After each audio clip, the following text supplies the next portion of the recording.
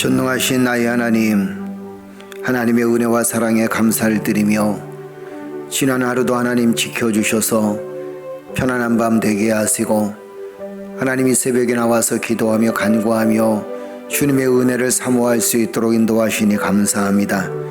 넘치도록 주신 주님의 은사를 자랑하지 말고 온전한 예배를 드리는데 그 은사를 아름답게 쓰임받을 수 있는 복된 삶이 되어질 수 있도록 하나님께서 우리에게 은혜를 베풀어 주옵소서. 오늘도 하나님께서 우리에게 귀한 은사를 주시고 은혜를 주신 것에 우리가 말씀을 들으며 감사할진대 하나님께서 주시는 충만한 은혜를 붙들고 주의 사역 감당하게 하시고 이 땅에 만나는 모든 사람들에게 그리스도의 사랑과 그리스도의 은혜를 전할 수 있는 귀한 하루가 되어줄 수 있도록 주여 도와주옵소서. 성령으로 충만케 하여 주셔서 아름다운 성령의 열매가 맺혀질 수 있는 복된 하루가 되어질 수 있도록 성령님께서 함께하여 주옵소서. 참 좋은 우리 교회와 그리고 이 땅의 교회들과 우리 사랑하는 성도들 각 가정과 직장과 사업장과 생업의 터전위에 오늘도 복의 근원이 되어질 수 있도록 충만한 은혜, 충만한 복을 더하여 주옵소서. 예수 그리스도의 이름으로 기도드리옵나이다. 아멘. 할렐루야. 우리 찬송가 213장 찬양으로 하나님께 영광 돌립니다.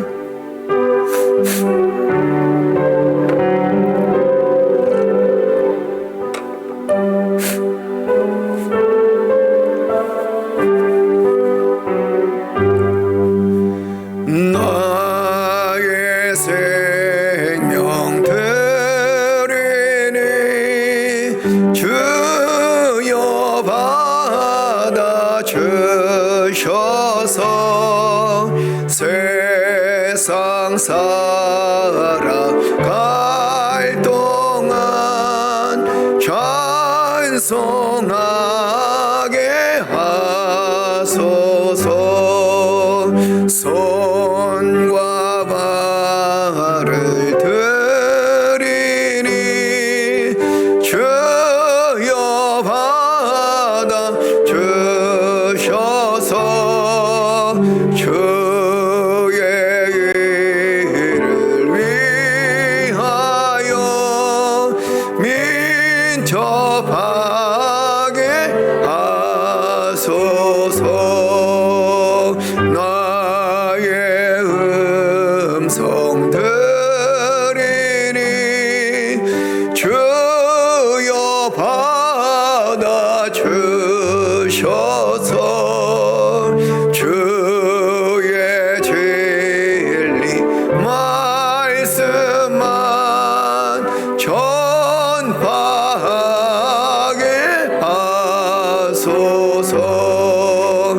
나의 보아 드리니 주여 받아 주셔서 하늘 나라 위하여 주 뜻대로 쓰소서.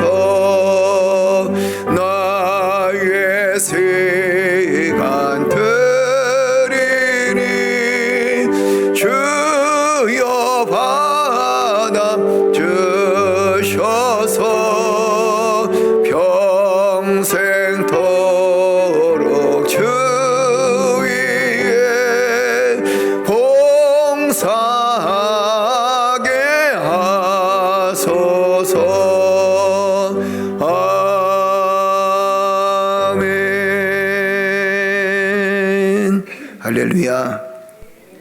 우리 하나님의 귀한 말씀은 고린도전서 14장 26절에서 40절까지 말씀입니다.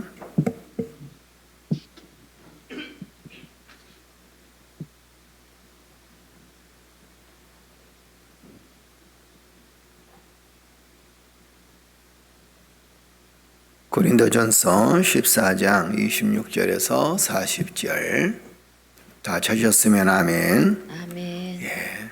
그런즉 형제들아 어찌하였까? 너희가 모일 때에 각각 찬송시도 있으며 가르치는 말씀도 있으며 계시도 있으며 방언도 있으며 통역함도 있나니 모든 것을 덕을 세우기 위하여 하라. 만일 누가 방언으로 말하거든 두 사람이나 많아야 세 사람이 차례를 따라하고 한 사람이 통역할 것이요. 만일 통역하는 자가 없으면 교회에서는 잠잠하고 자기와 하나님께 말할 것이요. 예언하는 자는 둘이나 셋이나 말하고 다른 이들은 분별할 것이요. 만일 곁에 앉아 있는 다른 이에게 계시가 있으면 먼저 하던 자는 잠잠할지니라. 너희는 다 모든 사람으로 배우게 하고 모든 사람으로 권면을 받게 하기 위하여 하나씩 하나씩 예언할 수 있느니라. 예언하는 자들의 영은 예언한 자들에게 제재를 받나니 하나님은 무질서의 하나님이 아니시요 오직 화평의 하나님이시니라. 모든 성도가 교회에서 함과 같이 여자는 교회에서 잠잠하라. 그들에게는 말하는 것을 허락함이 없나니 율법에 이런 것 같이 오직 복종할 것이요. 만일 무엇을 배우려거든 집에서 자기 남편에게 물을지니 여자가 교회에서 말하는 것은 부끄러운 것이라. 하나님의 말씀이 너희로부터 난 것이냐 또는 너희에게만 임한 것이냐. 만일 누구든지 자기를 선지자나 혹은 신령한 자로 생각하거든 내가 너희에게 편지하는 이 글이 주의 명령인 줄 알라. 만일 누구든지 알지 못하면 그는 알지 못한 자이니라. 그런즉 내 형제들아 예언하기를 사모하며 방언 말하기를 금하지 말라. 모든 것을 품위 있게 하고 질서 있게 하라. 아멘. 아멘. 할렐루야. 아멘. 우리 묵상에서 함께 묵상합니다. 따뜻한 공동체. 우리가 쓰는 언어에도 온도가 있다고 합니다.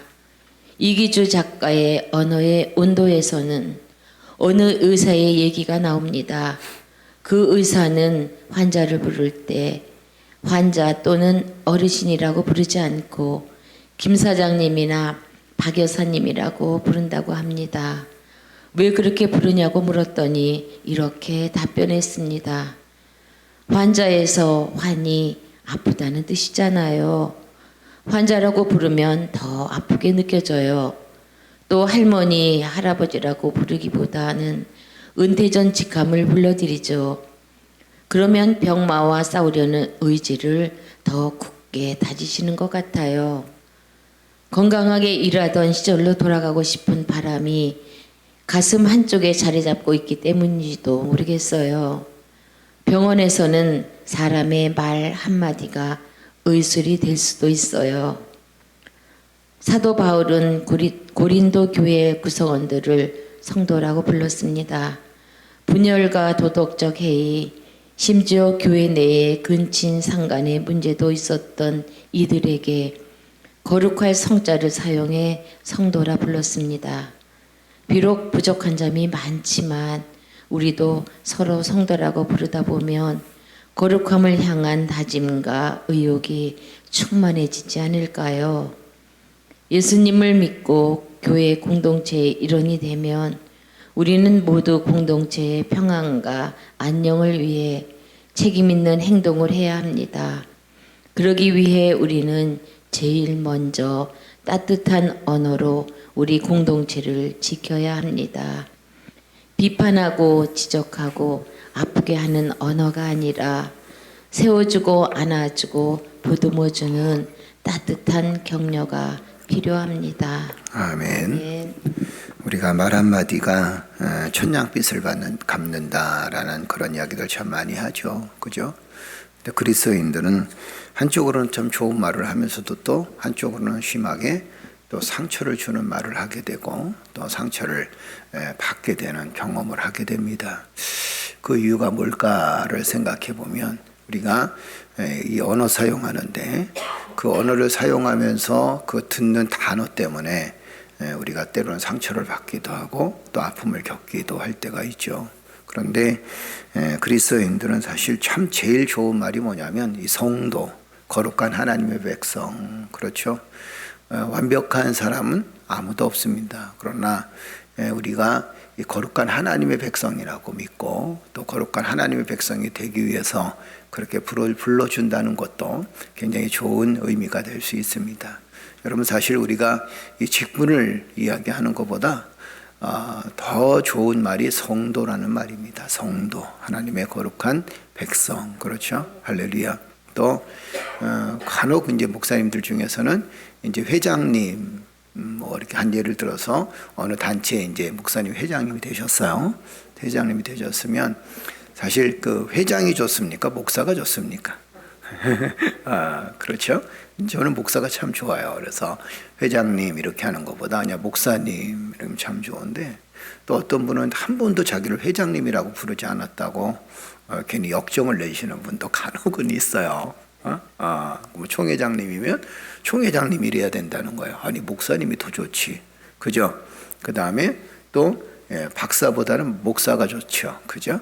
그래서 박사 누구 이런 거보다 그냥 목사 누구 이렇게 참 좋잖아요, 그죠? 성도도 역시 마찬가지입니다. 여러분 우리가 성도하게 되면 이제 뭐 교회 막 다니는 사람, 처음 다니는 사람 이런 개념으로 생각하는 한국 사람들은 참 그렇게 생각을 참 많이 하고 있어요. 그냥 교회 처음 나와서 이제 신앙생활을 얼마 하지 않는 사람, 이런 사람들 성도. 그러면 이제는 조금 더 하면 집사, 그다음 조금 더 하면 뭐 권사, 조금 더 하면 장로 이렇게 돼가지고 오히려 그것이 무슨 직분이 되는 것처럼 무슨 권력을 갖고 있는 것처럼 그렇게 착각할 때가 있습니다. 안수집사, 뭐 장로, 권사, 뭐 여집사, 서리집사 이런 것을 자꾸 나눈다는 것은 사실 그렇게 좋은 방법은 아닙니다. 그러니까 저도 항상 그런 생각을 합니다. 뭐 집사가 중요한가? 아니면 장로가 중요한가? 권사가 중요한가? 그다음 목사가 중요한가? 아니에요. 그거보다 더 중요한 게 뭐냐면 하나님의 거룩한 백성이다라는 겁니다. 할렐루야. 그렇죠.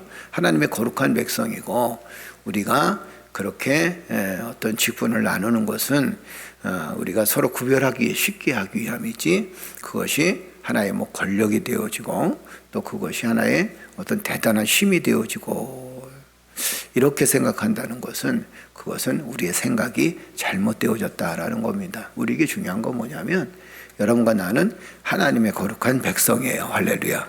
그 목사도 하나님의 거룩한 백성입니다. 그렇죠. 목사라고 특별한 사람은 아니에요. 아니 특별하죠. 왜 특별하냐면 하나님의 거룩한 백성이니까. 그러면 여러분들도 특별합니다. 왜 특별합니까? 하나님의 거룩한 백성이니까. 할렐루야. 그 성도란 말이 참 좋은 거예요.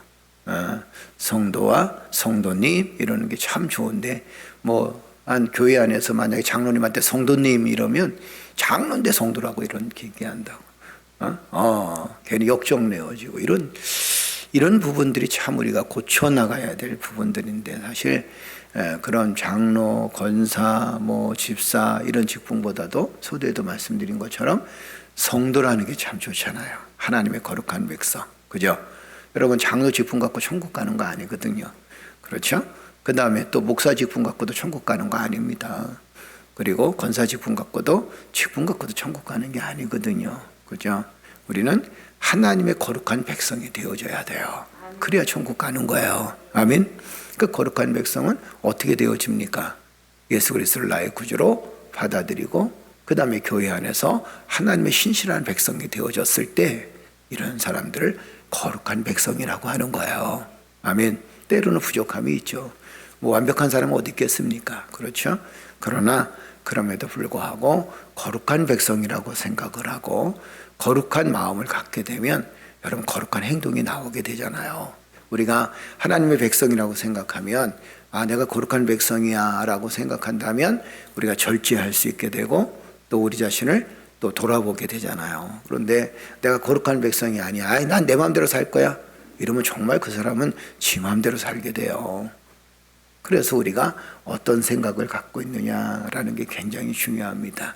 여러분과 나는 하나님의 거룩한 백성이기 때문에 거룩한 삶을 살아가는 믿음의 성도들인 줄로 믿습니다. 오늘 본 말씀 보게 되면 화평의 하나님 앞에서 품위 있고 질서 있게 행하라라는 거예요.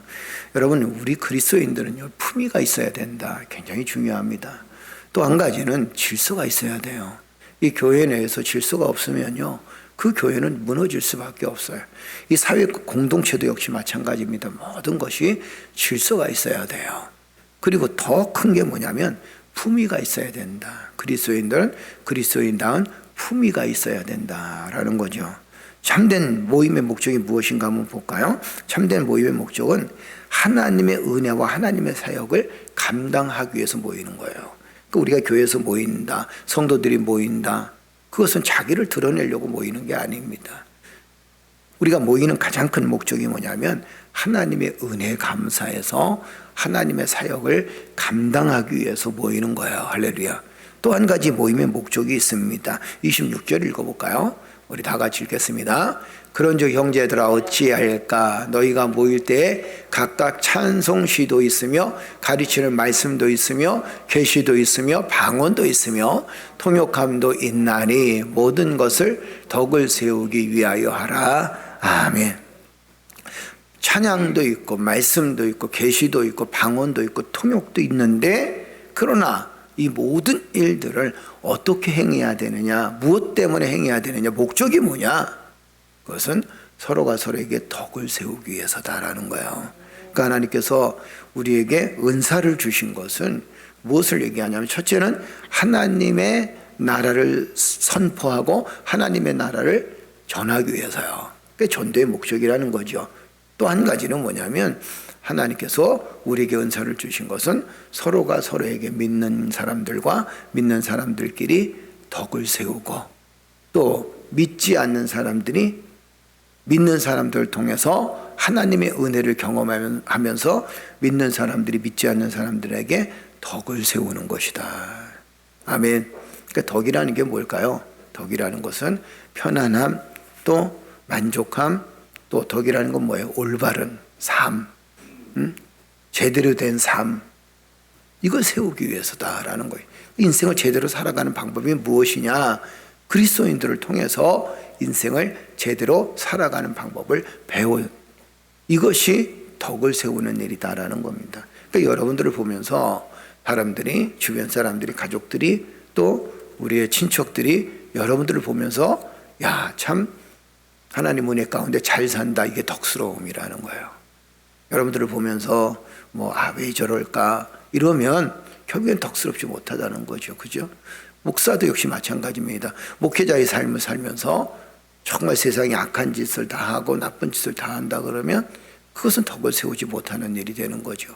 가족들이나 아니면 주변의 친척들이나 나를 만나는 사람들한테, 또 알고 있는 사람들한테 스스로 덕을 세울 수 있어야 된다라는 겁니다. 이것이 바로 모임의 목적이고 이것이 바로 은사의 목적이다라는 겁니다. 자, 방언에 대해서 27절도 한번 읽어볼까요? 뭐라고 얘기하냐면 한번 읽어볼까요? 만일 누가 방언으로 말하거든 두 사람이나 많아야 세 사람이 차례를 따라하고 한 사람이 통역할 것이요. 방언에 대해서 방언을 말한다면 서로 잘 따라해라 이렇게 표현합니다. 그러니까 본을 보여주라는 얘기죠. 그 다음에 또 한 가지는 통역하는 사람이 반드시 있어야 된다. 왜 바울이 이 얘기를 해주고 있냐면, 어제 서두에 말씀드린 것처럼 이 통역이, 방언이 마치 큰 능력이 대단한 것처럼 그렇게 착각하고 있었다라는 겁니다. 저도 방언 기도를 하고, 또 여러분들도 방언 기도를 하시는 분들 있고 방언 기도를 아직 못 하시는 분도 있어요. 그런데 그것이 중요한 게 아니다라는 겁니다. 방언 기도를 하느냐 안 하느냐, 그것이 중요하지 않다라는 거예요. 물론 방언에 대해서 바울은 강조합니다. 왜 그러냐면, 우리가 이제 공중 기도할 때 아니면 대표 기도를 할 때는 사람들 말 앞에서 알아들을 수 있도록 기도를 하지만, 그러나 만약에 내가 기도의 제목을 가지고 또 기도를 할 때 다른 사람들에서 중보 기도할 때 만약에 어떤 분이 목사님 저희 남편이 좀 거시기해요, 기도해 주세요 그러는데 그걸 내가 방언 기도를 안 하고 하나님 그 남편이 거시기하다고 합니다, 하나님께서 거시기한 것을 고쳐주십시오 이러면 사람들은 거시기하네 이렇게 되잖아요. 그죠? 그러니까 결국에는 저도 이제 기도를 할 때, 여러분들을 위해서 기도할 때 그 방언 기도를 하는 이유가 있습니다. 그게 뭐냐면 여러분들은 못 알아들어요. 그죠? 그런데 저는 알아듣는다는 거죠. 근데 거기서 만약에 통역하는 사람이 있으면 그것도 큰 문제가 될 수도 있어요. 어쩔 때는 정말 이렇게 기도하는데 그 사람이 비밀을 지켜주면 괜찮은데 만약에 그 비밀을 지켜주지 않으면 굉장히 큰 혼란을 겪을 때가 있습니다. 그런데 그 당시 이 고린도 교회는요, 기도를 할 때도 방언으로 기도하지만 말을 할 때도 방언으로 말하니까 믿음이 약한 사람들이나 아니면 또 처음 교회로 온 사람들이 알아들을 수가 없는 거예요. 여러분 설교를요, 제가 이렇게 이러면 여러분 알아들어요? 설교를 할 때 못 알아듣죠? 그죠? 그런데 설교를 할 때는 어제 우리가 본문 말씀 봤잖아요. 알아듣기 쉽게, 모든 사람들이 들을 수 있게, 그렇죠? 그러면서도 방언을 강조합니다. 이것은 결국에는 통역하는 사람이 없으면 개인적인 하나님과의 관계 속에서 주님을 찬양하며 경배하면서 아울러서 하나님과의 개인적인 관계 속에서 다른 사람들을 위해서 중보기도 하라는 거예요. 그 다음 절 한번 보세요. 28절 한번 읽어볼까요? 다 같이 읽겠습니다. 만일 통역하는 자가 없으면 교회에서는 잠잠하고 자기와 하나님께 말할 것이요. 그러니까 통역하는 사람이 없으니까 교회 안에서 잠잠하라. 말을 하는데 설교를 막 방언으로 하는데 통역하는 사람이 없어요. 여러분 어떤 사람이 막 스페인어로 막 이 얘기를 해요. 통역한 사람이 없어요. 그러면 영어는 조금 알아들을 수는 있겠죠. 스페인어는 더 못 알아듣잖아요. 그죠? 그 다음에 저 아프리카에 뭐 따갈로그라 그러나요? 뭐 그런 이야기로 막 합니다. 그 설교를 하면 통역하는 사람이 없으면 알아들을 수가 없어요. 그러니까 오히려 다른 사람들한테 폐가 되어지고 또 다른 사람들 오히려 시험 들게 만들고 은혜 못 받게 한다는 겁니다. 그래서 바울은 뭐라고 얘기하냐면 만약에 통역하는 사람이 없으면 교회에서 잠잠하라. 방언을 하지 말라는 거죠. 그죠? 그리고 이렇게 얘기합니다. 그리고 방언은 하나님과 자기와의 관계 속에서 방언을 하라. 이렇게 말합니다. 예언하는 것도 마찬가지죠. 여러분 예언의 가장 핵심이 뭐라 그랬어요? 예언의 핵심은 하나님 나라의 도래예요. 그렇죠? 그러니까 우리가 어떤 것을 예언하느냐? 그 사람의 앞길 동쪽으로 갈까요? 서쪽으로 갈까요? 그게 아니라 우리가 하나님의 나라에 가는 게, 그것이 하나님의 나라에 대한 이야기를 해주는 것이, 그것이 바로 예언이다라는 겁니다. 그러니까 우리는 미래에 하나님 나라에 가는 거예요. 왜요? 하나님의 거룩한 백성이기 때문이다라는 겁니다. 자, 그 다음에 또 한 가지는 뭐냐면 이 방언과 예언과 계시로 인해서 분쟁하지 말라는 거예요. 30절 보세요. 자, 30절 우리 다 같이 한번 읽어볼까요? 다 같이. 만일 곁에 앉아있는 다른 이에게 계시가 있으면 먼저 하던 자는 잠잠할지니라. 아멘. 그러니까 질서를 굉장히 중요시 여기는 거예요. 질서를 중요시 여기면서 또 한 가지는 뭐냐면 절제할 수 있어야 된다는 겁니다. 절제하라는 거예요. 그러니까 여러분 은사를 가진 사람들의 특징 중에 하나가 뭐냐면 이 절제의 은사가 없는 분들이 꽤 돼요. 그래서 마치 은사가 있으면 그것이 대단한 은사를 가진 것처럼 해서 상하 질서가 없어집니다. 위계 질서가 없어집니다. 그리고 교회 안에 질서가 없어집니다. 이게 문제예요. 그런데 바울은 뭐라고 얘기하냐면 이렇게 얘기합니다. 서로 절제하라는 거예요. 만약에 내가 어떤 은사가 있습니다. 그런데 후에 온 사람들이 그 은사를 잘 발휘하고 있어요. 그러면 나는 어떻게 하라는 거예요? 잠잠하라. 이 잠잠하라는 것은 하지 말라는 얘기가 절대 아니에요. 우리가 착각합니다. 저 사람이 하니까 나는 하지 말아야지. 아니에요. 이 얘기는 그 뭐냐면 그 사람이 은사를 갖고 있는데 혹시 내 마음에 분쟁이 생길 수도 있습니다. 질투가 생길 수도 있어요. 그래서 오히려 그 사람의 은사를 축복해 주는 게 아니라 그 사람의 은사를 깔아뭉갤 때가 있다는 겁니다. 참 우리는 그런 마음들을 참 조심해야 된다는 거죠. 그죠? 이 얘기는 건 뭐냐면 그런 마음을 우리는 절제해야 된다라는 거예요. 할렐루야. 할렐루야. 그러니까 우리가 똑같은 은사가 있고 그 다음에 또 한 가지는 서로 다른 은사가 있잖아요. 똑같은 은사든 서로 다른 은사든 서로가 서로를 존중해주고 서로가 그 은사를 위해주고 또 서로가 그 은사를 인정해 줄 수 있어야 된다는 겁니다. 그러니까 아마 고린도 교회가 은사 때문에 분쟁이 많이 일어난 것 같아요. 네 은사가 옳으냐 내 은사가 옳으냐. 아니 은사가 옳고 그런 게 어디 있어요. 그죠? 네 은사가 최고고 내 은사가 최고고 네 은사는 별거 아니야. 이런 것 때문에 분쟁할 수도 있습니다. 예전엔 그랬잖아요. 방언의 은사 방언 못 받으면 뭐 천국 못 간다고 할 정도로 그렇게 했던 분들도 계셔요. 성경 어디에도 방언 못 한다고 천국 못 간다는 사람 아무도 없습니다. 성경 그렇게 얘기하지 않아요. 그죠? 권장할 뿐이지. 방언을 했으면 좋겠다 할 뿐이지.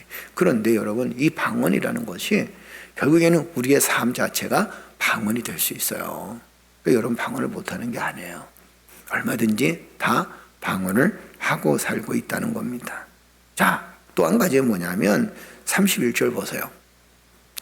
우리가 이 방언과 예언과 계시로 인해서 분쟁하지 않게 첫째는 절제해야 될 것이고 두 번째는 31절 한번 읽어볼까요? 너희는 다 모든 사람으로 배우게 하고 모든 사람으로 권면을 받게 하기 위하여 하나씩 하나씩 예언할 수 있느니라. 아멘. 자, 여기서 뭐라고 얘기합니까? 모든 사람에게 너희는 배우라는 거예요.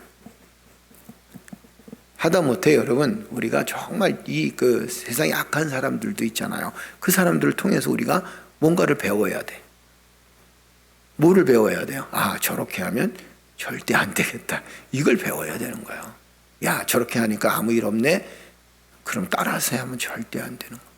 그러니까 하다못해 우리는 모든 사람들에게 배워야 돼. 개미에게서도 배워야 될 것이고 또 어린아이에게서 배워야 될 것이고 또 어르신들한테도 배워야 될 것이고 모든 사람들 다 배운다는 거예요.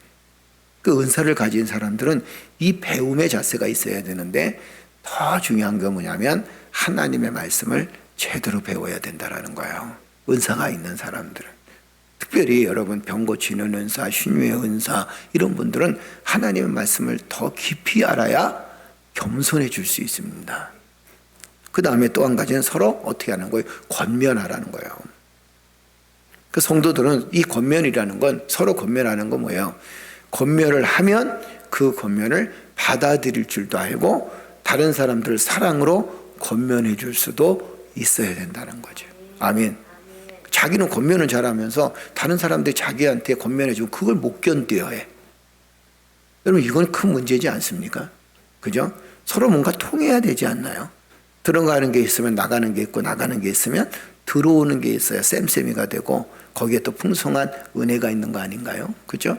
그런데 다른 사람한테 지적을 잘하고 권면한다고 권면 잘하는데 다른 사람들이 자기를 권면하게 되고 지적하게 되면 못 견뎌 하는 사람이 있습니다.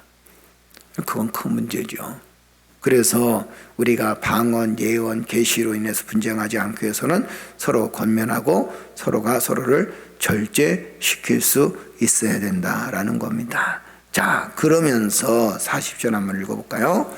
자, 40절 다 같이 읽겠습니다. 모든 것을 품위 있게 하고 질서 있게 하라. 아멘. 품위가 있어야 돼. 그리스도인들은 품위가 있어야 돼요. 아멘. 또 한 가지는 그리스도인들은 질서가 정확해야 됩니다. 질서가 없으면요, 영적인 세계도 무너져요. 그죠? 질서가 없으면 사회 기본적인 질서도 기본적인 삶도 다 무너지게 되어 있습니다. 그래서 우리는 질서를 지켜나가야 돼. 그 질서를 지키기 위해서는 우리는 항상 누구의 도우심을 구해야 됩니까? 하나님의 도우심을 구해야 된다라는 겁니다. 자, 오늘 말씀의 결론을 드립니다. 여러분, 하나님께서 우리에게 은사를 주신 것은 화평을 도모하기 위함입니다. 하나님께서 우리에게 사역을 감당하게 하신 것은 분쟁하는 것이 아니라 또 은사를 주신 것은 분쟁하기 위해서 은사를 주신 것이 아니라 자기를 드러내기 위해서 은사를 주시고 교만해지기 위해서 은사를 주신 것이 아니라 나의 은사를 통해서 화평을 도모하기 위해서 하나님께서 우리에게 은사를 주셨다는 사실을 우리는 기억하는 성도들 되어지기를 주의 이름으로 축복합니다. 그래서 우리가 이 은사를 통해서 화평을 유지하기 위해서는 두 가지가 필요하다고 그랬어요. 하나는 뭡니까? 모든 것에 품위 있게 하는 것이고 또 한 가지는 질서를 잘 지키는 것이다. 할렐루야. 기도하겠습니다. 전능하신 아버지 하나님, 하늘문을 열어주시고 저희들을 축복하시니 감사합니다. 믿음의 삶을 통해서 하나님의 역사하심, 하나님의 인도하심을 경험할 수 있도록 은혜를 베풀어 주시옵소서. 화평의 하나님 앞에서 정말 품위 있고 질서 있게 주의 사역을 감당하며 거룩한 하나님의 백성으로서 주의 사역을 잘 감당할 수 있는 믿음의 자녀들 되어줄 수 있도록 성령 하나님께서 역사하시고 축복하여 주옵소서. 오늘도 살아간 성도들을 지켜주시고 하나님, 아프고 힘들고 권고하고 때로는 고통스러웠던 우리 살아난 성도들이 하나님께서 그들의 마음을 위로하여 주시고 축복하여 주시고 은혜를 더하여 주실 줄로 믿습니다. 모두 다 강건하게 하시고 건강하게 하시니 감사드리며 하나님의 큰 능력과 은혜를 경험할 수 있는 믿음의 삶이 되어질 수 있도록 주여 도와주옵소서. 우리 성경회를 주께서 축복하여 주셔서 다음 주에 하나님 군대에 입대하는데 하나님께서 그 마음을 늘 지켜주시고 또 가족들의 마음에 평안을 더하여 주시고 또 좋은 사람들과 아름다운 교제를 나누며 좋은 상사를 만나며 좋은 부대를 만날 수 있도록 은혜를 베풀어 주옵소서. 우리 러시아에 계신 선교사님, 백연경 선교사님을 하나님 축복하여 주시고 믿음 안에 늘 든든히 서게 하시고 주의 사역 감당할 때마다 하나님의 능력의 역사가 나타나게 주여 도와 주옵소서. 오늘도 살아난 성도들 하나님 지켜주실 줄로 믿습니다. 믿음 안에 든든히 서게 하여 주실 줄로 믿습니다. 여호와를 붙들고 승리하는 복된 하루가 되어질 수 있도록 인도하여 주옵소서. 예수 그리스도의 이름으로 기도드리옵나이다. 아멘. 기도할 때 성령께서 함께해 주실 줄 믿습니다. 다 같이 기도드리겠습니다.